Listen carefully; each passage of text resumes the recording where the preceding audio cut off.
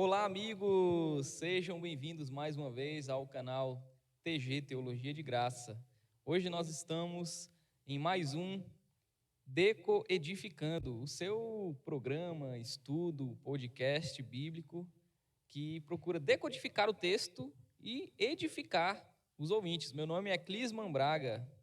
Meu nome é Pablo Rangel e hoje nós vamos falar sobre Atos, capítulo 2. Então vamos começar lendo o capítulo 2 de Atos, para a gente começar a entender um pouco melhor esse texto. Atos 2, verso 1 diz assim: Ao cumprir-se o dia de Pentecostes, estavam todos reunidos no mesmo lugar. Pablo, eu queria que você explicasse para a gente o que é esse dia de Pentecostes. É uma festa judaica, não? Sim, Clisman. O dia de Pentecostes, ele marca uma das festas, das 3 festas, que eram muito populares, então, na época das festas do próprio povo judeu. A primeira é a Páscoa, a segunda é a festa do Pentecostes e a terceira é a festa dos tabernáculos. A Páscoa, então, como nós já sabemos, é a passagem do povo do Egito para, então, a liderança de Moisés e o recebimento da própria lei do Senhor, os 10 mandamentos. E, então, 50 dias após a saída deles, se eles saíram entre abril e maio, no mês de junho, eles iriam trazer ao Senhor primícias e lembrar da lei do Senhor. Então, Pentecostes ele tem 2 significados, um histórico e outro agrícola. O histórico é para a alegria deles em receber a lei do Senhor e com as primícias da oferta da terra, eles iriam levar então para o templo. E 4 meses após o período de Pentecostes, haveria então a festa dos tabernáculos. Então, o dia de Pentecoste é marcado por uma situação tanto histórica quanto agrícola para eles. Então eles estão ali no século I comemorando essa festa que foi estabelecida lá no Êxodo, mas ela não tinha esse nome lá no Êxodo. Não, ela não tinha esse nome. Ela tinha o nome de Festa das Semanas. E aqui a gente encontra em Deuteronômio capítulo 16, versículo 10, que diz assim: Celebrem a festa das semanas ao Senhor seu Deus, com ofertas voluntárias trazidas por vocês, segundo o Senhor seu Deus os tiver abençoado. Esse é o termo que eles usavam para festas das semanas. Mas no período interbíblico, surge então esse nome, Pentecostes, e ele continua no 1º século. E eu trouxe aqui para vocês, pelo menos, a palavra Pentecostes, ela é escrita 3 vezes no Novo Testamento. E em 2 textos, no período interbíblico, que é o período após a finalização do exercício profético de Malaquias, e o início, então, de João, o Batista, nesse período surge essa palavra Pentecostes. Por exemplo, nós temos aqui vou pegar aqui para vocês, a minha referência, Tobias, capítulo 2, versículo 1. Tobias, que é um livro apócrifo que está presente na Bíblia católica, né? No cânon católico. Sim, diz assim: Durante o reinado de Azaradom, eu pude voltar para minha casa e ter de novo minha mulher, Ana, e meu filho Tobias. Em nossa festa de Pentecostes, isto é, na festa das 7 semanas, foi-me preparado um belo almoço e eu me sentei à mesa para comer. E um segundo texto que vai fazer referência também é 2 Macabeus 12, 32.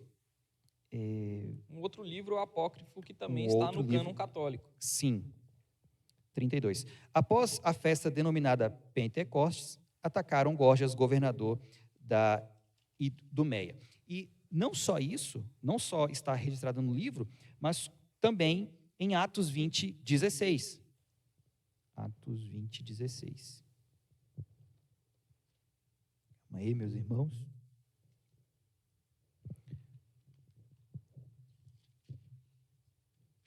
Diz assim: Paulo já tinha resolvido não aportar em Éfeso, pois não queria demorar na província da Ásia. Ele tinha pressa, pois queria, caso lhe fosse possível, passar o dia de Pentecostes em Jerusalém. Então, resumindo, o dia de Pentecostes é uma festa instituída por Deus 50 dias após a Páscoa, para então ter esse tipo de significado, tanto histórico quanto agrícola para o povo. E era lei do Senhor, era feriado em que nenhum povo poderia trabalhar. Aí já entra um dos motivos porque havia tanta gente internacional naquele lugar, porque era lei do Senhor. E nós encontramos isso em Levítico 23, do 15 a 24. Era feriado. Interessante, Pablo, que Cristo morre na Páscoa, né? E Lucas vai dizer que ele ressuscitou, passou 40 dias com os discípulos, lá no capítulo 1. Sim. Então, ele ascende depois da sua ressurreição, mais os 40 dias, digamos ali 3 dias depois da Páscoa, 43, 45 dias. Então, foi logo em seguida, logo após a ascensão de Cristo, que esse evento acontece, né? Marca o dia do Pentecostes. Porque o Pentecostes é 50 dias após a Páscoa. Então, Cristo, na sua ascensão, provavelmente ascendeu ali 45 dias após a Páscoa. Então, 5 dias depois da ascensão de Jesus, ou até menos, pode ter acontecido esse dia que é relatado aqui em Atos, sim, capítulo de número 2, né? Sim, sim. Então, como a gente leu aqui, né, ao cumprir-se esse dia, essa festa que o Pablo bem citou aqui, estavam todos reunidos no mesmo lugar. E de repente veio do céu um som como de um vento impetuoso e encheu toda a casa onde estavam sentados. De um mesmo lugar, isso aqui é uma expressão idiomática, tá?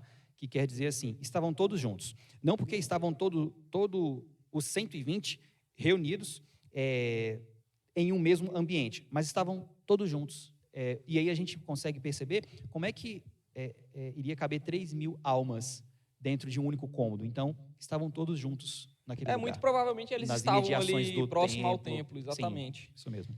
Bom, quando eu olho para Atos 2 aqui, Pablo, lembra que eu falei que Atos 1 era a preparação para o início da missão? Sim, eu estou curioso para saber qual foi a linha que você Quando eu vejo Atos montou. 2, eu vejo o início da missão, o começo da missão, a missão se tornando real pela primeira vez. Porque a gente bem falou aqui nos outros vídeos que Atos, ele gira em torno de um versículo-chave, que é Atos 1:8, né? Sim. E vocês receberão poder quando vier sobre vocês o Espírito, e vocês vão ser as minhas testemunhas em Jerusalém, na Judéia, em Samaria e até os confins da terra. Então, Atos capítulo 2, a gente vê essa profecia de Jesus Cristo se cumprindo e essa missão de serem testemunhas começando, né? É o start. É o start. Você vê, por exemplo, eles recebendo o Espírito, é o que nós estamos lendo aqui, né? Então, de repente, veio do céu, no verso 2, um som como de um vento impetuoso e encheu toda a casa onde estavam sentados. E apareceram distribuídas entre eles línguas como que de fogo, as quais pousaram sobre cada um deles. E todos ficaram cheios do Espírito Santo. Ou seja, Jesus falou, fiquem em Jerusalém orando e vocês vão receber o Espírito Santo. E eles recebem, de fato, aqui, poucos dias após a ascensão de Jesus.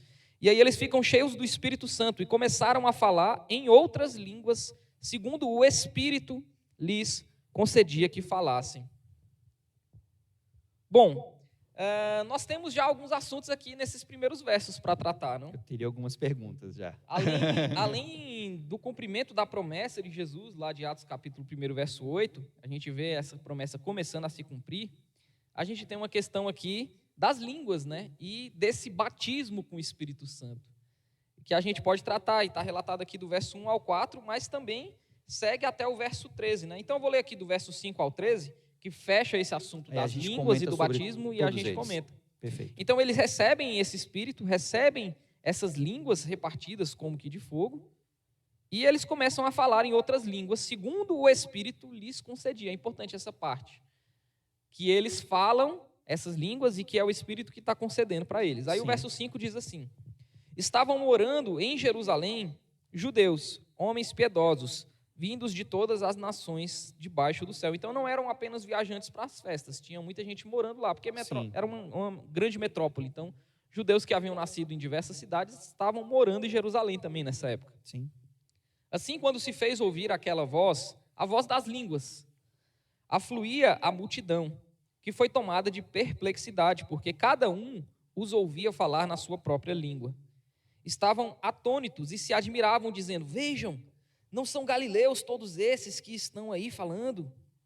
Então, como ouvimos falar cada um na nossa própria língua materna? E aí eles começam a citar aonde eles haviam nascido, né? E quais as línguas que eles falavam, as línguas maternas. Eu fico imaginando aqui esse texto assim, cada um chegava no outro e falava assim, você é da onde? Ah, eu sou de Parto. E você? Ah, eu sou da Panfilha. E você? Eu sou da Sim. Frígia. E você? Foi exatamente isso que aconteceu no verso 9. Somos partos, medos, elamitas e os naturais da Mesopotâmia, Judéia, Capadócia, Ponto e Ásia, da Frígia, da Panfilha, do Egito e das regiões da Líbia, nas imediações de Cirene, e romanos que aqui residem, tanto judeus como prosélitos, cretenses e árabes. Como os ouvimos falar sobre as grandezas de Deus em nossa própria língua? Todos atônitos e perplexos perguntavam uns aos outros: o que será que isso quer dizer? Outros, porém, zombando, diziam: estão bêbados. Então, e aí? Que línguas eram essas? Eram as línguas estranhas que a gente vê hoje no meio pentecostal, que inclusive meio pentecostal, né? Esse movimento pentecostal se chama de pentecostal por causa desse dia do Pentecostes Da aqui. ação. Por causa justamente desse dia do Pentecostes. Não tem nada a ver a festa judaica com os irmãos pentecostais. Mas Sim, justamente eles se denominam pentecostais por causa de Atos 2, e eles creem na evidência do batismo com o Espírito Santo. Eles creem que a evidência é falar em línguas estranhas, né? Aquelas línguas que a gente já conhece aí bastante do meio pentecostal, né? O termo que é usado aqui é muito comum, é o termo glossa ou glossolalia, que é traduzido por idioma. E aí alguns irmãos podem entender de forma diferente, mas eu quero usar a mesma palavra que Pedro está usando aqui, já antecipando o convite. Eu gostaria que esses irmãos, fraternalmente, arrependessem-se. Por que usar esse termo, né? O termo a gente usa assim, para metanoia, mudança de mente. Mas o que o texto que Pedro usa, quando Pedro usa essa palavra arrepender-se, quando é a própria pergunta que falam para o povo, diz assim, o que a gente vai fazer agora? O que a gente vai fazer? E Pedro vai dar a resposta, arrependam-se dos seus pecados e creiam em Jesus Cristo e sejam batizados no nome dele. A palavra arrepender é pensar novamente. E aqui queremos chamar os irmãos a pensar sobre esse assunto. Por exemplo, o próprio texto, de forma natural, vai nos dizer que cada um os ouvia falar na sua própria língua. Então, mesmo que nós possamos encontrar dificuldades em Atos capítulo 10, versículo 46, em Atos capítulo 19, versículo 6, e ainda supostamente em 1 Coríntios 14, do 20 a 25, que é o mesmo termo que nós vamos encontrar na Bíblia, todos esses termos estão falando de forma natural, ainda que seja no paradoxo, ainda que seja de forma sobrenatural. Deus quer evidenciar no próprio discurso do texto a naturalidade que acontecia. Nós somos cristãos sobrenaturalistas, nós cremos em eventos apoteóticos, e o que o texto está dizendo aqui é que a perplexidade deles é encontrarem galileus, pessoas que falavam que não tinha nenhum tipo de cultura, Instrução formal. Como é que eles, sem fazer FISC, sem fazer Wizard, sem entrar numa escola de línguas, conseguem, de uma forma espantosa, falar na língua deles? Mano, a gente pode se esforçar ao máximo, e eu ainda acho que nós não vamos imaginar, ou conseguir imaginar, como o Lucas vai nos dar uma ideia, porque nem ele estava lá. Ele pegou isso de outras pessoas. Testemunhos. Ele pegou testemunhos do que aconteceu, mas ele tenta, de alguma forma, mostrar como que isso aconteceu e usa palavras-chave que muitos aqui me lembrou do Antigo Testamento. Então, se a gente fosse responder aqui, e eu quero sua opinião, o texto aqui está falando de idiomas expressos, Deus usando, através do Espírito, aquelas pessoas para falar da grandeza de Deus, usando galileus, para falar na própria língua de outras pessoas. Me lembrou muito de Babel, Gênesis capítulo 11. Se Deus desceu para confundir as pessoas, ele agora está usando a própria língua dessas pessoas para falar dele mesmo para o mundo. Interessante. Então, eu acredito que esse texto aqui, ele não pode defender o dom de línguas estranhas Ou de língua estática. atual. Seria o termo, eu acho que técnico, né? Língua estática. Não, esse texto aqui não. Pode-se usar outros textos, talvez, 1 Coríntios 14, que traz uma abordagem diferente desse texto.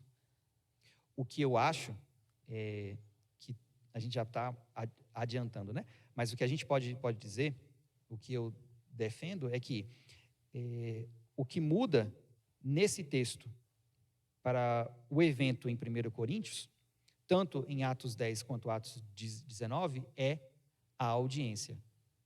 E eu defendo que são expressões dos idiomas e Deus alcançando aqueles corações. Em 1 Coríntios capítulo 14, versículo 21 a 25, diz o texto que as línguas que os judeus não estavam entendendo, ainda que fosse na própria língua deles, eles não estavam querendo ouvir a mensagem.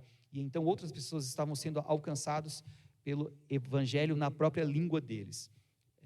Eu não quero falar sobre não vamos falar 1 sobre Coríntios 1 Coríntios, 14. não vamos. O que eu quero falar é que Atos capítulo 2 está falando claramente de idiomas. Sim, está idiomas. falando claramente de línguas maternas que estavam sendo faladas por homens incultos, né? Então isso fica muito claro aqui no texto, quando esses irmãos dão o seu próprio testemunho. Eles estavam atônitos e admirados, dizendo: vejam, não são galileus todos esses que aí estão falando?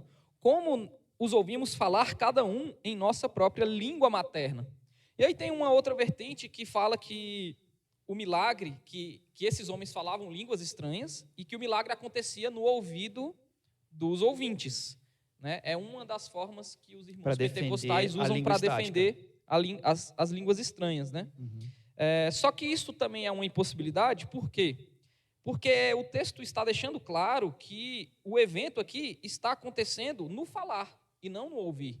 Eles ouviam na sua língua materna, mas o próprio texto está dizendo que o Espírito distribuiu essas línguas para esses homens, essas línguas pousaram sobre esses homens e eles falaram em outras línguas, segundo o Espírito lhes concedia que falassem. Então, aqui, digamos assim, o evento sobrenatural está acontecendo no falar, né? Uhum, não no ouvir. Eles estavam ouvindo no seu próprio idioma, porque aqueles homens estavam falando no idioma estrangeiro. Era normal eles ouvirem o grego, o aramaico, que era a língua corrente. A língua corrente. O grego koiné. O grego, então, muito mais. Mas dessas 15 nações que são descritas aqui, uns defendem que são 16, outros defendem que são 9, nós vamos abraçar a posição majoritária. São 15 nações. Eles o ouviram falar na sua própria língua. Sim, isso eu acho que está claro. Por isso que eu acredito que os irmãos pentecostais podem defender o dom de línguas estranhas em outros textos, mas nesse texto aqui, eu acredito que seja o mais difícil, porque o texto está deixando claro que estão falando idiomas estrangeiros.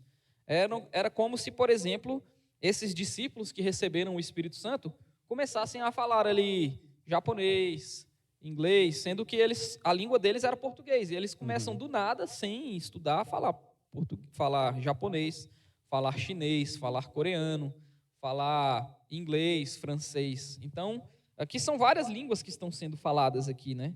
Você até falou, entre 9 a 15 línguas diferentes que estão sendo faladas. Então, eu acredito que realmente eles receberam um dom para falar esses idiomas estrangeiros.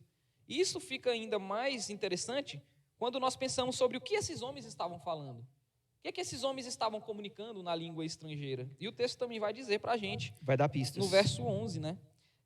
Esses homens eles vão dizer, tanto judeus como prosélitos, cretenses e árabes, como os ouvimos falar sobre as grandezas de Deus em nossas próprias línguas. Sim. Né? Então, assim, as línguas estranhas que nós temos hoje, elas não têm essa característica de serem entendidas pelo público, e por não serem entendidas, a gente não sabe o que as pessoas estão falando. Aqui nesse texto, as pessoas que estão ouvindo essas línguas estão entendendo o que eles estão dizendo, e o que eles estão dizendo eles estão falando sobre as grandezas de Deus, né? Fraternalmente, dos irmãos pentecostais que colocam em evidência ou até mesmo querem buscar um senso de confirmação por meio das línguas estranhas, né, que são muito conhecidas. Eu ainda continuo, o tema não é esse, mas de alguma forma nos incita, né? Eu não considero, não quero levar o incentivo dos irmãos que ainda acreditam num tipo de, assim, Pablo, tá? Num tipo de evento de uma bênção para possuir algum tipo de sinal de um idioma estranho. Por exemplo, eu trago alguns tipos de exemplos. Quando o Senhor Deus falou com o seu povo no Monte Sinai, com Moisés, ele falou usando que língua? Senão a própria língua de Moisés. Quando Deus falava com Adão, quando Deus falava quando se apresentava de forma teofânica para Josué, como é que eles falavam? Quando ele se apresentou para Abraão, com que tipo de língua? Quando ele chegou para Maria, anunciando que ela iria dar a luz ao nosso Salvador, com que tipo de língua que ela usou? E os eventos que acontecem do capítulo 3 em diante, todos os textos, eles vão falar, não só no capítulo 2, como em diante, falar que sobre o do crente ser cheio do Espírito Santo. E nós não encontramos incentivos para buscar o que se entende como dom de línguas. E três cenários mais importantes na vida de milagre e busca da palavra de Deus aconteceu, que nós encontramos na Bíblia, com Elias e Eliseu. Começou com Moisés fazendo obras e sinais miraculosos. Segundo, passou para Elias e Eliseu. E terceiro, no período de Jesus e os seus apóstolos. Ou seja, usando pessoas em 3 períodos diferentes para associar e apontar para Deus e alcançar no sentido de evangelização. Então, quero deixar aqui claro esse tipo de posicionamento que eu acho que cabe aqui, curto aqui. Pronto, é isso. Tá, os irmãos aqui, tem outros no verso 13 que porém, zombando, diziam, estão bêbados. Eu acredito que esse texto aqui está falando justamente dos judeus que não eram estrangeiros, que não conheciam as línguas estrangeiras. E ao ouvirem esses homens falando essas línguas estrangeiras, eles falavam, só pode estar bêbado, né? Não está falando nada com nada. O cara está aqui, era para estar falando grego e hebraico, e ele está falando japonês. Então, quem não entendia a língua estrangeira, porque quem entendia falava, estou ouvindo as grandezas de Deus. E quem não entendia aquela língua estrangeira falava, rapaz, esses daí estão bêbados. Pode ter sido algum tipo de mensagem sarcástica também, né? Porque era 9 horas da manhã. A Ara usa a hora nona. O dia para o judeu começa às 6 horas da manhã e vai até às 6 horas da noite. Então, 7 horas era a primeira hora, 8 era a segunda hora, era 8 horas, e a terceira hora era 9 horas da manhã. E como eles estavam em dia de Pentecostes, eles estavam muito provavelmente jejuando e não faziam qualquer tipo de uso de vinho, ainda que seja com ou sem álcool. Eles não poderiam ter usado algum tipo de substância alcoólica. Por isso, não vai ser agora, Pedro generosamente já começa falando, meus irmãos, esses irmãos não estão bêbados. Eu também queria ressaltar nessa parte do texto que não há gentios aqui, né? Eles estão em Jerusalém, eles estão numa festa dos judeus, e embora existam homens estrangeiros que nasceram em outras nações aqui, eles são judeus. E o texto vai dizer também no verso 11 que tanto judeus como prosélitos. Prosélitos não são gentios, né? Prosélitos, na verdade, são gentios que se converteram ao judaísmo. Que abraçaram o judaísmo. Então, a gente tem essa figura desde o Antigo Testamento, né? Inclusive, os servos de Abraão que se achegavam a ele eram circuncidados. Então, eles se tornavam prosélitos, que era o gentio que se convertia Sim. ao judaísmo. Então, por enquanto, essa missão ela está acontecendo no âmbito dos judeus ali em Jerusalém, né? E eu também queria ressaltar com relação às línguas que, meus irmãos, tudo que nós lemos em Atos precisa estar atrelado ao versículo-chave, à linha melódica de Atos, que nós viemos mencionando aqui desde o primeiro vídeo, que é a missão. Vocês vão receber poder para serem minhas testemunhas. Então, eu não vejo como a questão de falar em línguas estranhas poderia contribuir para a manutenção ou para o desenvolvimento dessa missão que Jesus havia dado, né? Expansão da missão. Ótimo. Como essa missão... Perfeito. Como essa missão começa aqui no capítulo 2, essa Perfeito. missão que foi preparada no capítulo 1 e começa de fato no capítulo 2, eles já começam sendo testemunhas de Jesus, sendo testemunhas de Cristo por meio do Espírito, pelo poder do Espírito. E eles são essas testemunhas para os judeus em todas essas línguas aqui que o texto menciona, né? O texto que você começou a ler, do versículo 1, me lembra, por exemplo, do versículo 2, de repente vem do céu um som. Me lembra muito o evento que aconteceu em Êxodo, capítulo 19 até o 20. O Senhor se apresentando com sinais grandiosos para as pessoas perceberem a sua própria miserabilidade, apontando para a glória dele. Eu queria te fazer uma pergunta, pode? Sim. O texto diz aqui, todos ficaram cheios do Espírito Santo. O que seria isso? Cheio do Espírito Santo.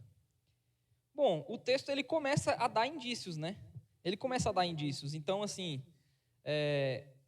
todas as vezes que Jesus está falando sobre o batismo com o Espírito Santo, ele está atrelado à missão, ele está atrelado a ser testemunha. Então, eu não vejo nenhuma maneira de encontrar uma pessoa que seja cheia do Espírito Santo sem que ela esteja comprometida com a missão que Jesus Cristo deu de ser testemunha dele nesse mundo. Então, se uma pessoa é testemunha de Cristo nesse mundo, se uma pessoa tem falado das grandezas de Deus para pessoas que ainda não o conhecem, certamente essa pessoa está cheia do Espírito Santo nessa missão. A gente pode já pular para a próxima sessão do capítulo 2, Sim. que também está atrelada à primeira, né? Pedro vai levantar e vai dizer aqui a partir do verso 14. Então Pedro se levantou junto com os 11 e, erguendo a voz, dirigiu-se à multidão nestes termos: homens da Judéia e todos vocês que moram em Jerusalém, tomem conhecimento disto e prestem atenção no que vou dizer. Estes homens não estão bêbados, como vocês estão pensando, porque são apenas 9 horas da manhã. Mas o que está acontecendo é o que foi dito por meio do profeta Joel. Então Pedro, nessa segunda sessão, ele vai começar um sermão. Ele vai pregar. Eu lembrei de você, dos sermões. sermões. Dos sermões de Atos. Então aqui Atos. já é o primeiro. E antes dele começar a pregar, ele vai explicar o que está acontecendo. Isso é interessante, né? Ele não começa a pregar do nada. Ele não começa a falar de Jesus Cristo ali do nada. Ele fala: calma, meus irmãos, deixa eu explicar para vocês o que está acontecendo. Nem parece que é o mesmo Pedro que pegou uma espada para cortar a orelha do povo, né? Um Pedro cheio do Espírito Santo é outro Pedro, né? Dentro disso eu queria lembrar. Pedro, ele não só começou a falar sobre os textos da Bíblia, né, do Antigo Testamento, como já antes na escolha do 12º apóstolo. E, por sinal, vejam o último vídeo, Atos capítulo 1, o Clisma aqui fez uma defesa gloriosa e apaixonada por Matias. Vejam o último vídeo. Então Pedro está explicando o que está acontecendo, esse evento, esse barulho, esses homens falando em outras línguas. E ele fala: calma, meus irmãos, não é nada disso que vocês estão pensando. O que está acontecendo aqui, não tem ninguém bêbado, são apenas 9 horas da manhã. Espera dar pelo menos meio-dia para a gente começar a tomar alguma coisa. São apenas 9 da manhã, não tem ninguém bêbado. O que está acontecendo aqui foi profetizado por Joel. E aí ele começa, de fato, a explicar as Escrituras, né? E aí ele vai citar aqui uma profecia que está lá em Joel, no capítulo 2, no verso 28. até o verso 32, né? Então ele começa citando o seguinte: E acontecerá nos últimos dias, diz Deus, que derramarei o meu espírito sobre toda a humanidade.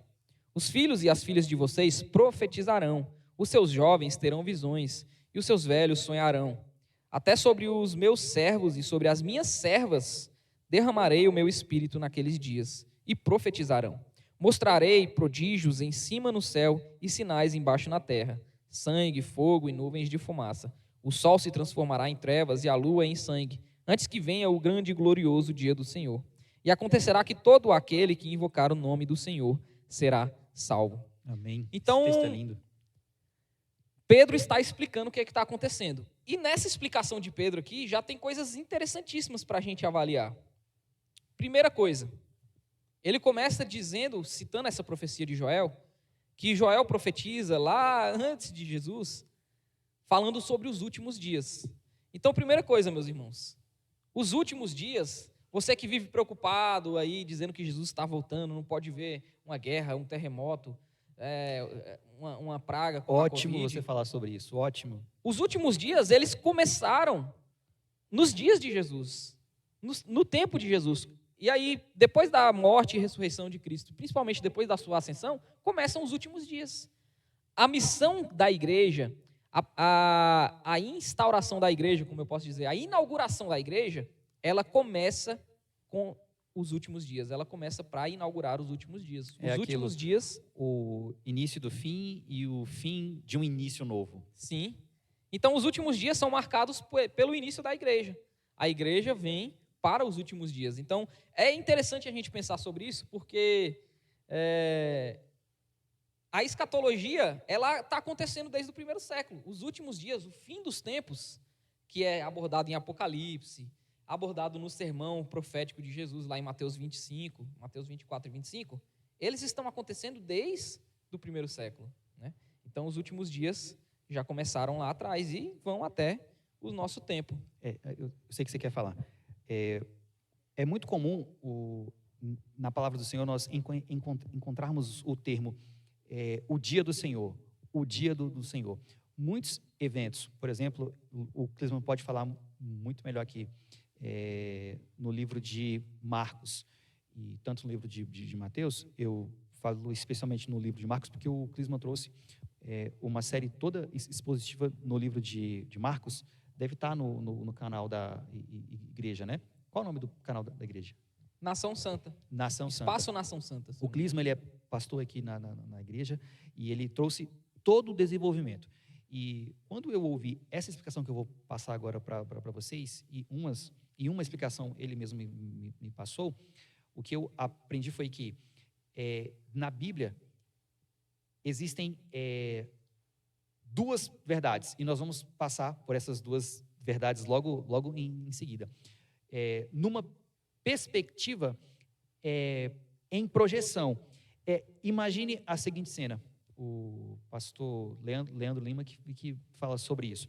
Imagine você diante de um lago, e quem não fez isso, né? Quem já não teve a oportunidade, pega uma pedrinha e taca aquela pedrinha para que ela pouse em cadência, e o seu último, parece que ela vai perdendo a sua intensidade, mas é onde ela se espalha e a pedrinha afunda. O que aconteceu nessas pequenas guerras que foram profetizadas, por exemplo, pelos profetas, é um tipo de evento que inaugura um ainda maior. E aí, quando eu vejo esse texto aqui, parece que algumas coisas não foram cumpridas, mas o apóstolo Pedro enxerga nesse texto aqui já um tipo de perspectiva em projeção, uma unidade menor que acontece, que se referencia no próprio tempo, na própria história, no próprio espaço, em que a gente tende também de levar o dia do Senhor. Naquele tempo, o dia do Senhor foi o cumprimento daquela profecia, e nós ainda esperamos de forma geral e universal o dia do Senhor. Então isso se chama, em forma técnica, perspectiva em projeção ou perspectiva escatológica. Então, os últimos dias começam ali no primeiro século, e citando Joel aqui, ele vai dizer justamente algumas coisas que iriam acontecer, dentre elas, que Deus iria derramar o seu Espírito. E Pedro está dizendo, olha, meus irmãos, é isso que está acontecendo aqui. Isso que vocês estão vendo é o que Joel falou. Deus está derramando o seu Espírito. E sobre toda a humanidade, sobre os seus filhos, sobre as suas filhas, existiam mulheres também no meio dos 120 Sim, discípulos. sim. E eles vão profetizar, eles vão ter visões, eles vão ver sinais.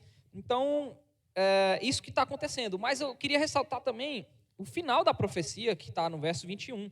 E acontecerá que todo aquele que invocar o nome do Senhor será salvo, né? Parece que esse final da profecia de Joel é uma sentença que vai ligar para Pedro começar o seu sermão e começar a falar de Jesus Cristo. Eu vejo que isso aqui é a introdução do sermão dele. Sim. Não é isso? Exatamente, é como se fosse uma introdução. E ele falou, e Joel falou que nesse dia, nesses últimos dias, quando ele derramar o Espírito, todo aquele que invocar o nome do Senhor será salvo. Olha para o versículo 39 do mesmo capítulo. Porque a promessa é para vocês e para os seus filhos e para todos que ainda estão longe, isto é, para todos aqueles que o Senhor, nosso Deus, chamar. Sim. Corroborando com o versículo 21, né? Exatamente. Pedro está mostrando, essa profecia está se cumprindo hoje. Está começando a se cumprir hoje. Então, aí ele fala, todo aquele que invocar o nome do Senhor será salvo. E todo mundo está falando assim, beleza, eu entendi o que Joel falou. Mas o que você quer dizer com isso? E aí ele começa a pregar de fato. E aí ele começa a falar sobre Jesus. Eu acho muito legal, eu acho muito lindo quando esses irmãos do Novo Testamento, eles pegam o Antigo Testamento e eles explicam para a gente. Parece que a gente não fica no teologia escuro. bíblica pura, né? Teologia bíblica pura. A gente não fica no escuro nesses textos, né? Tem muitos textos do Antigo Testamento que estão sendo explicados no Novo Testamento. E aqui nesse capítulo de Atos a gente está vendo exatamente isso. Então, Pedro começa o seu sermão, ele fala dessa profecia de Joel, e aí ele vai no verso 22 continuar. Israelitas, escutem o que eu vou dizer. Tá vendo? Quem invocar o nome do Senhor será salvo.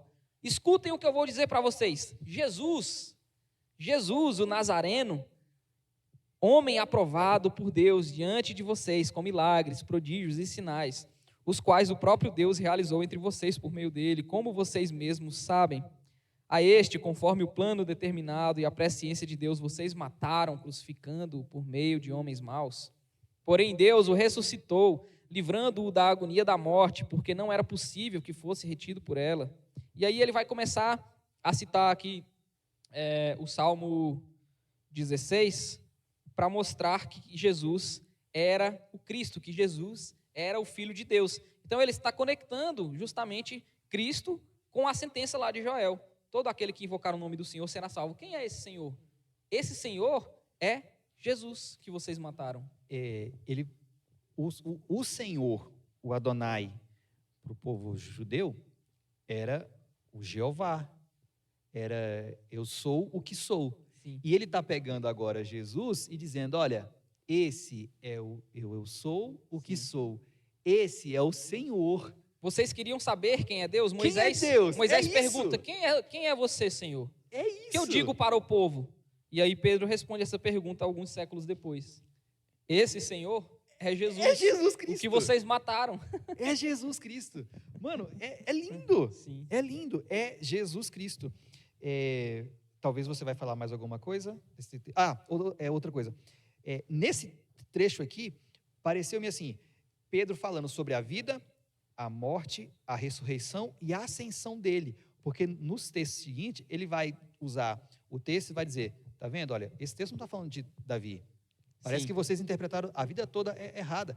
Davi está bem aqui, do nosso lado aqui, e Deus não permitiu que o santo dele, que o filho de Davi, que o verdadeiro rei, permanecesse na sepultura. Exatamente. Entrasse em estado de putrefação. Não, ele ressuscitou. Ele está falando, descrevendo os 4 capítulos da vida de Jesus, né? Vida, morte, ressurreição e ascensão. A encarnação, né? Aquele Deus que vocês só conheciam lá da nuvem, do trovão, ele encarnou, vocês mataram ele, mas ele ressuscitou, né? Sim. E é interessante porque também tem um conceito aqui no verso 23. É isso. ele fala que tudo isso foi um plano determinado por Deus. Foi algo que Deus já havia determinado, né? Então a gente vê aqui a soberania de Deus até na morte de Jesus, mas ele também não isenta a responsabilidade deles. Ele fala: vocês mataram crucificando por meio de homens maus. Mano, pergunto, por que as pessoas, e eu quero vou repetir essa palavra para tentar a amizade. Por que as pessoas fazem confusão diante de textos como esse, onde é apresentado de forma natural a soberania de Deus e a responsabilidade humana?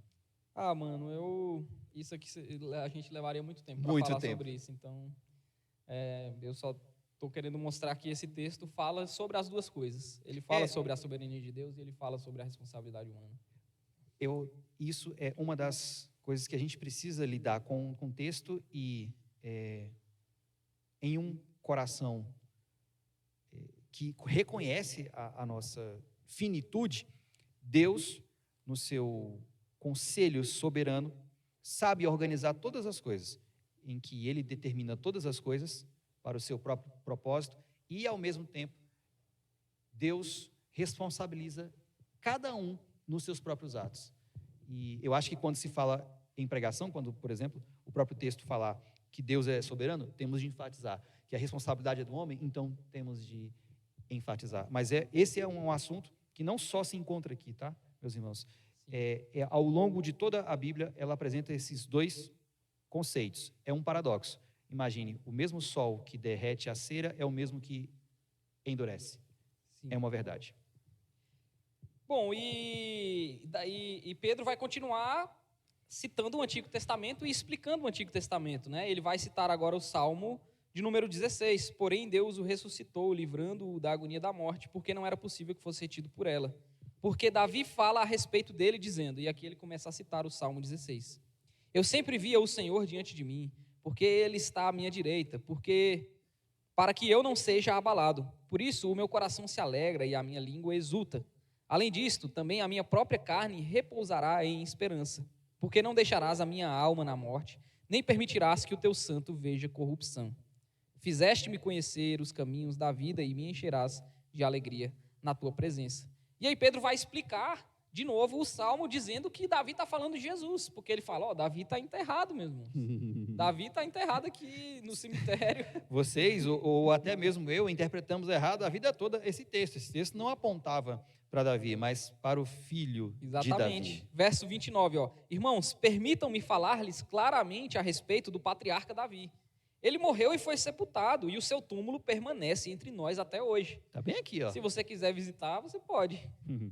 Sendo, pois, profeta, e sabendo que Deus lhe havia jurado que um dos seus descendentes se assentaria no seu trono, prevendo isto, referiu-se à ressurreição de Cristo, que nem foi deixado na morte, nem o seu corpo experimentou corrupção. Aqui é no sentido de putrefação. Sim. Deus ressuscitou este Jesus, e disto todos nós somos testemunhas. Qual é o versículo que lembra? Palavrinha mágica, né?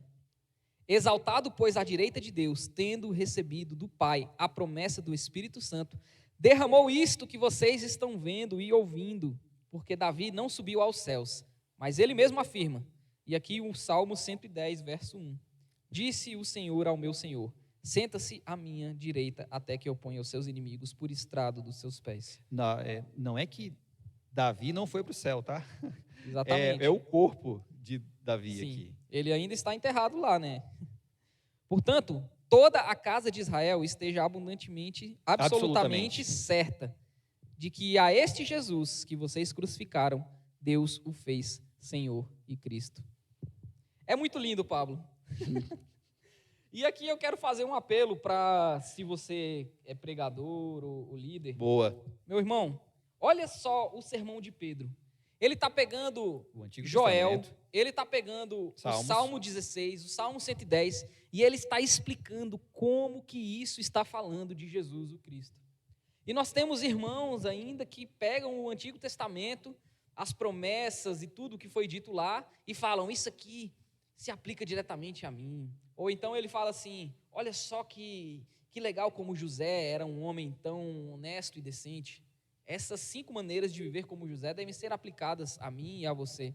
Meus irmãos, fujam disso, fujam desse tipo de pregação que pega o Antigo Testamento para falar das capacidades morais dos personagens do Antigo Testamento, que pegam o Antigo Testamento para aplicar diretamente as promessas que eram sobre Jesus e pegar e aplicar para a sua vida. Não, você vai se frustrar, essas promessas não vão acontecer, porque essas promessas lá estão falando sobre Jesus. Esses personagens estão apontando de uma forma como uma sombra, eles eram falhos, mas nas virtudes que eles apresentam, eles estão apontando para Cristo. Então, é um apelo para os pregadores e para os ouvintes também, né? Se você tem ouvido isso por aí... corroborar, Lucas capítulo 24, o próprio Jesus vai falar para os seus discípulos.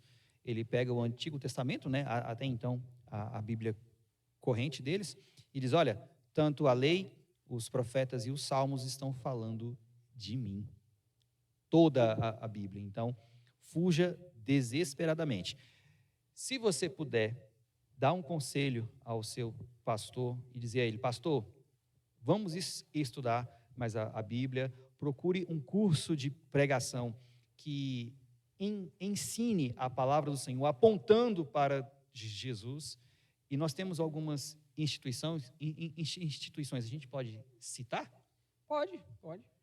Tem a Academia do Expositor lá, Perfeito. academiadoexpositor.com.br, que é uma plataforma de treinamento para pregadores, né? E ela vai ensinar justamente como você conseguir preparar um sermão que aponte para Cristo, mesmo um sermão no Antigo Testamento, né? Isso mesmo. Tem vários livros, inclusive um lançado recentemente aí pela editora Fiel, se eu não me engano, que fala como salvar o seu sermão no Antigo Testamento. Então vai ensinar você justamente a apontar para Cristo, né?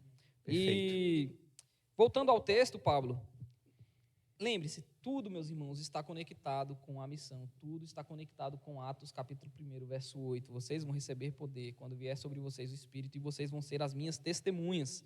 Isso está se cumprindo aqui em Jerusalém. Pedro se levanta e ele começa a testemunhar de Jesus Cristo em Jerusalém, cumprindo estritamente aquela promessa que Jesus Cristo havia dado, né? Mano, Pablo. Se eles não estivessem cheios do poder de Deus, em outras palavras, se eles não estivessem na direção e na influência do Espírito Santo, Pedro nunca teria se levantado e falado contra aqueles mesmos homens que mataram o Senhor. Sim. Ele está falando, vocês mataram, vocês crucificaram ele. Só para dar um spoiler, Atos capítulo 7, Estevão está diante dos seus acusadores e como se ele levantasse o dedo e dissesse, vocês são assassinos. Em seguida, ele é morto. Então, mano, é no poder de Deus, é na direção, é na influência, é no poder do Espírito Santo que homens conseguem testemunhar de Jesus. Não, e só para relembrar vocês, isso aqui está acontecendo 50 dias depois da morte de Jesus. Sim, ainda estava efervescente, né? Sim. Tudo esses homens, muito quando novo Pedro ainda. fala, vocês mataram Jesus, ele não está querendo dizer, os antepassados de vocês mataram Jesus. Ele está falando, foram vocês. Vocês estavam presentes lá na crucificação. Vocês viram ele sendo traspassado lá na cruz. Vocês entregaram Jesus, quando ele fala aqui homens maus, ou homens injustos, vocês entregaram aos romanos. Foram vocês. Mas, mano, Pablo, o que o texto diz é o seguinte, para mim é maravilhoso, porque 37. quando eles estão cumprindo o que Cristo falou para eles fazerem, sendo testemunhas de Cristo, e falando para aqueles homens que tinham matado Jesus.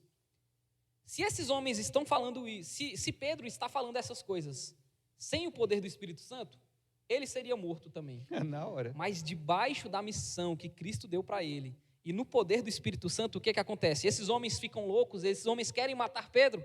Não. O verso 37 vai dizer 37. que foi exatamente o contrário. Quando ouviram isso, eles ficaram muito comovidos e perguntaram a Pedro e aos demais apóstolos, que faremos, irmãos? E Pedro respondeu, arrependam-se e cada um de vocês seja batizado em nome de Jesus para a remissão dos seus pecados e vocês receberão o dom do Espírito, assim como nós recebemos. Vocês também vão receber. Quando ele fala que ficaram muito comovidos, é no sentido de como se o coração deles tivessem sido atravessados, como se o coração deles tivessem sido esmagado de forma misericordiosa, eles olhando para a sua própria miserabilidade e querendo encontrar conforto. E aí ele surge então a pergunta: o que eu faço agora? Eu sei do meu pecado. O que eu faço agora? A convicção do pecado que vem por meio do Espírito sobre eles. E a palavra aqui, arrependam-se, é no sentido inicial que nós abrimos o vídeo. É repensar. É como se Pedro estivesse dizendo para eles: olha, se vocês pensarem novamente no que vocês fizeram, vocês não vão mais se comportar do mesmo jeito. Aí entra aquilo que o Clisman disse: vocês receberão o dom do Espírito Santo. E eu fico imaginando, no primeiro século, no ano 30, 50 dias após a crucificação de Jesus, ele diz: vocês receberão o dom do Espírito Santo. O termo, o dom do Espírito Santo, vai ser melhor explorado de forma teológica, que nós vemos aqui, pelo apóstolo Paulo. E aí a gente pode dizer hoje o que seria então esse dom do Espírito Santo. E aí o Mano Clisman pode completar. Não, e assim, tudo está ligado com a missão, né? Você vê eles cumprindo a missão, e Jesus tinha dito para eles: ó, vão e façam, vocês vão receber poder e vocês vão ser minhas testemunhas. Mas Cristo não tinha falado para eles, de fato, assim, se eles teriam resultado, se uma quantidade enorme de pessoas iria acreditar, né? Só mandou não tinha essa fazer, promessa, né? Embora ele tenha falado: coisas maiores do que eu vocês irão fazer, mas Sim. Vão lá e façam. Sim. E aí, sabe, Pablo, isso aqui é muito lindo, porque você vê que debaixo da promessa, debaixo do dom do Espírito, você vê a igreja nascendo, a igreja frutificando, sabe? Os primeiros discípulos dos apóstolos ali, né, sendo formados ali por meio da pregação de Pedro. E Pedro vai falar algo que eu até marquei aqui, que é maravilhoso, que você já citou no verso 39. Porque a promessa, ele está falando para os homens que mataram Jesus. Ele está falando para os homens que crucificaram Jesus. Ele está falando porque a promessa do dom do Espírito, a promessa que Joel falou lá, essa promessa é para vocês também. É para os seus filhos. E é para todos os que ainda estão longe. Isto é, para todos aqueles que o Senhor, nosso Deus, chamar. Isso significa que é para mim também, Pablo. Sim. Que é para você, que é para quem está nos ouvindo. A promessa lá de Joel e o que Pedro está dizendo aqui, ele se aplica para todos aqueles que o nosso Senhor chamar. Inclusive para os assassinos dele. E que se arrependeram disso. Mano. E aí o verso 40 vai dizer: com muitas outras palavras, deu testemunho, de novo a palavrinha mágica aqui, deu testemunho, exortava-os dizendo: salvem-se dessa geração perversa. Então os que aceitaram a palavra de Pedro foram batizados. E aí, Paulo, será que umas 5 pessoas se converteram naquele dia?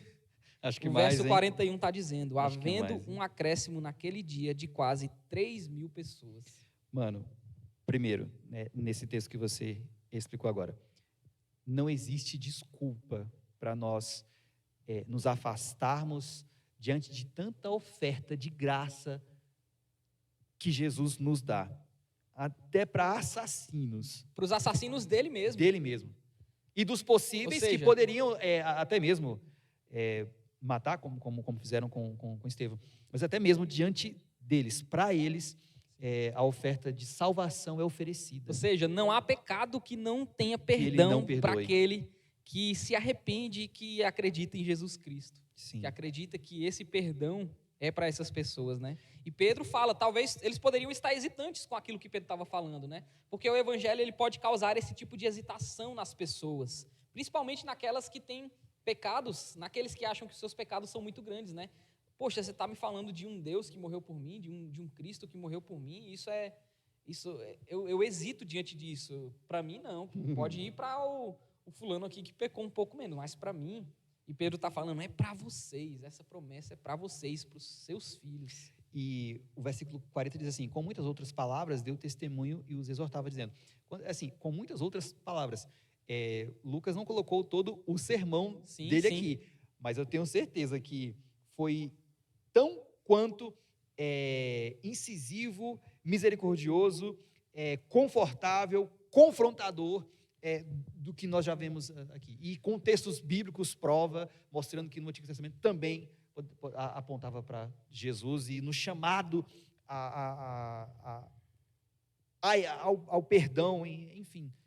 E quando Jesus fala para eles que eles fariam obras maiores, Pablo, Jesus Cristo, em diversos momentos do seu ministério, ele tinha grandes multidões seguindo ele, né? Até quando ele multiplica os pães e peixes, eram cerca de 100 mil homens, ou de 5 mil homens, sem contar mulheres e crianças. Na outra, cerca de 7 mil homens, sem contar mulheres e crianças. Mas Cristo termina o seu ministério tendo 120 discípulos, 120 crentes que estavam orando. E Pedro, no primeiro dia da missão da igreja, ele tem 3 mil pessoas que foram batizadas e se arrependeram dos seus pecados. Não eram apenas discípulos que estavam seguindo para pegar um pedaço de pão, como muitos da multidão que seguiam Jesus. Eram pessoas que estavam arrependidas dos seus pecados, que queriam se batizar e seguir a Jesus. A igreja começou numa fase de crescimento muito boa, né? De Exatamente. 120 a 3 mil. E isso conecta com os próximos versículos, né? Os próximos versículos vão mostrar justamente como que essas pessoas que se converteram ali, que estavam se convertendo, como que elas estavam vivendo, então, a partir dali, né? E o verso 42 vai dizer que é a última seção do texto aqui, né? O início da igreja de fato, porque a missão que Jesus havia dado para os seus discípulos era para que eles fossem testemunhas de Cristo. E eles fariam discípulos por meio desse testemunho, né? E a gente vê a igreja começando aqui em Atos, capítulo 2, no finalzinho, né? Diz assim: e perseveravam na doutrina dos apóstolos e na comunhão, no partir do pão e nas orações. Em cada alma havia temor, e muitos prodígios e sinais eram feitos por meio dos apóstolos, inclusive Matias, tá? Todos os que criam estavam juntos e tinham tudo em comum. Vendiam as suas propriedades e bens, distribuindo o produto entre todos à medida que alguém tinha necessidade.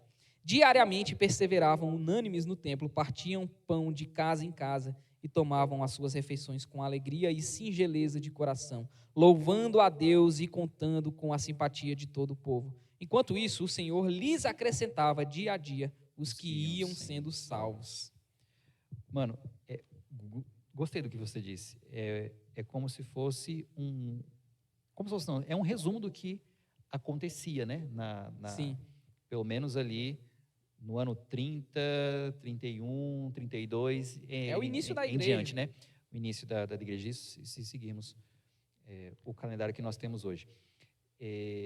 Queria levantar alguns termos aqui, pode? Por exemplo, Sim. quando falam-se que perseveravam na doutrina dos apóstolos, alguns vão falar que sobre querigma, sobre homilia, sobre, enfim, outros termos. Depois eu coloco no vídeo para vocês.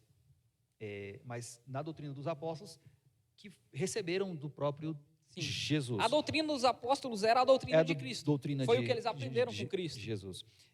E na comunhão, nessa ideia de unidade, no partir do pão, eles podem estar, Lucas pode ter,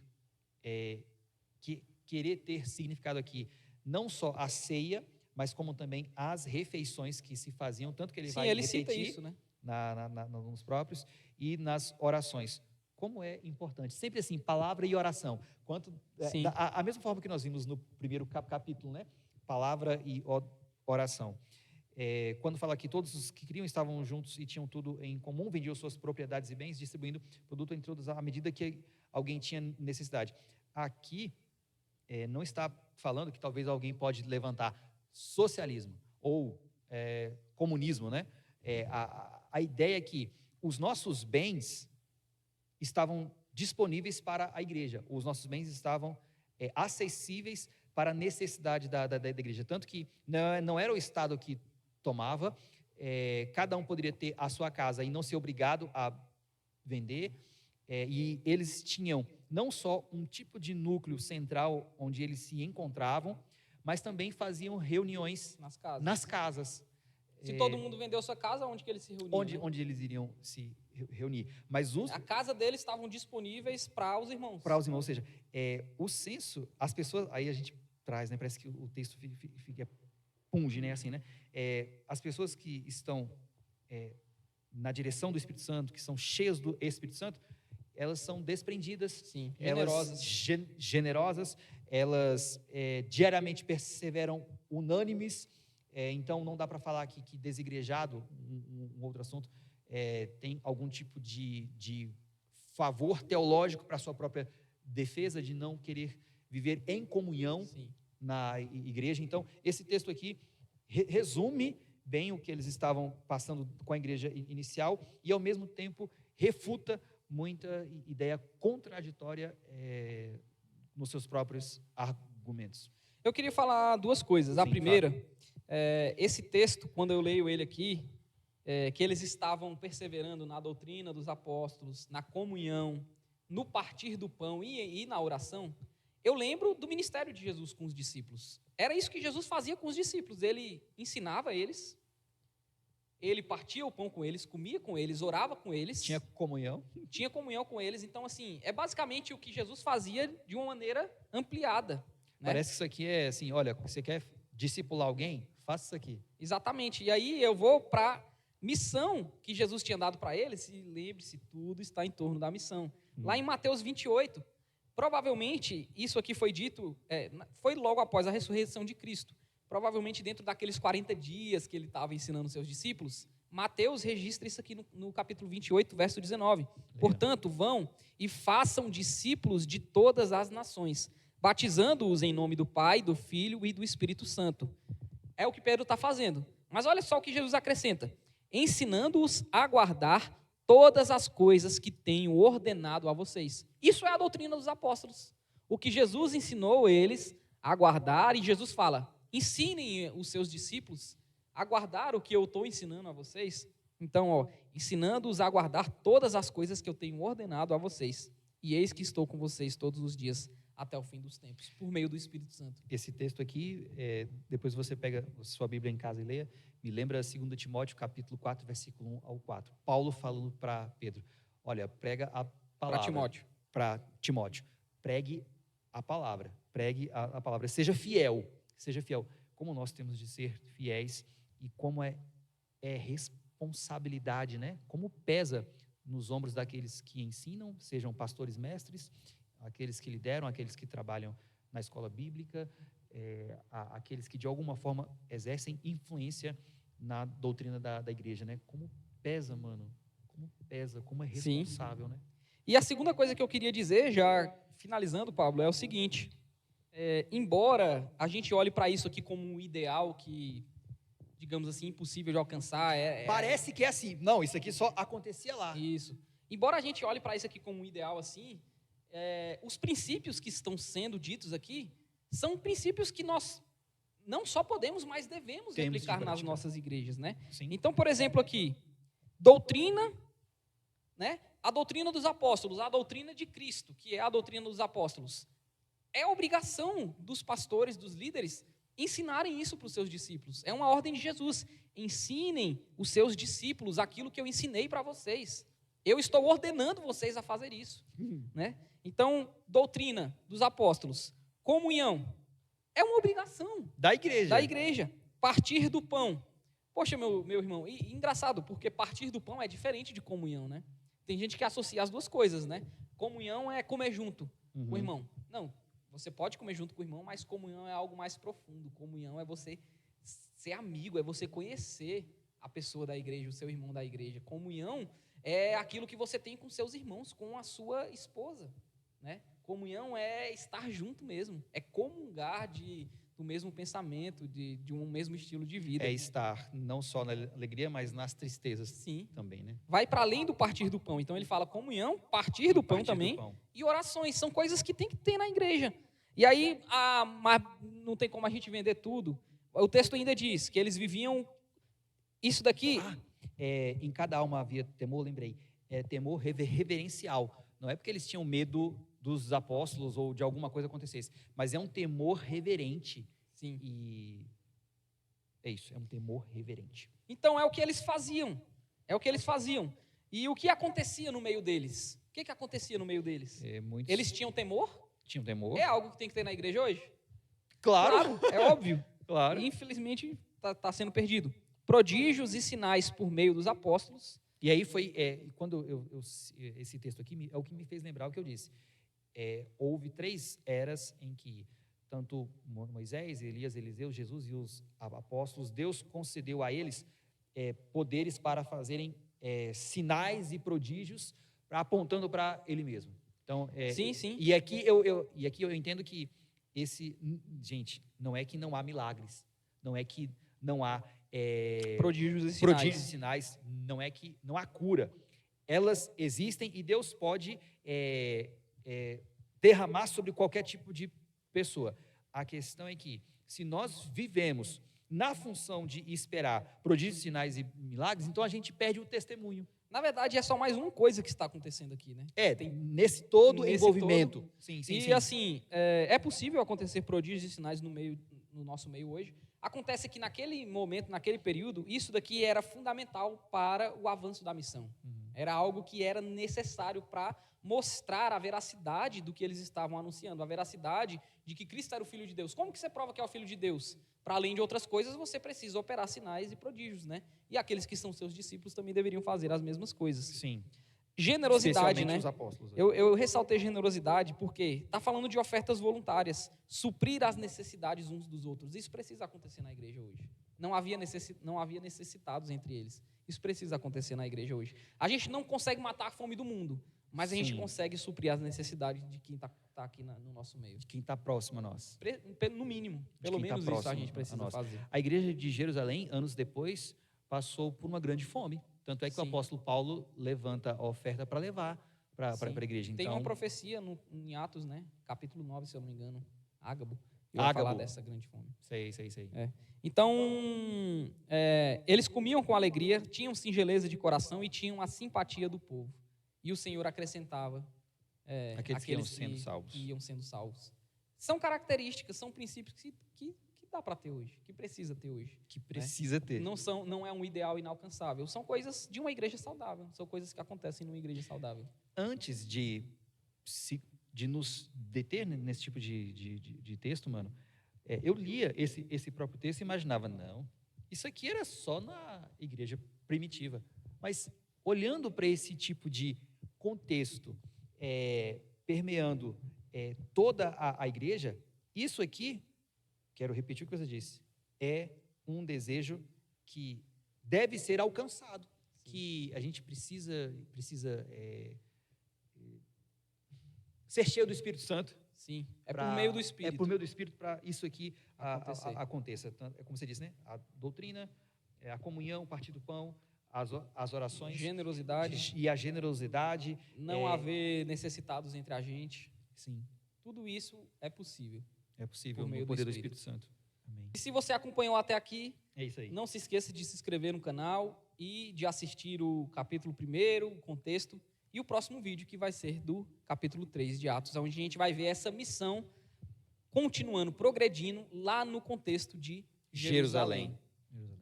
Que Deus em Cristo abençoe você e toda a sua casa. Que a voz de Deus brilhe no seu coração, gritando, haja luz na face de Cristo. Em nome de Jesus. Deus abençoe vocês. Até a próxima.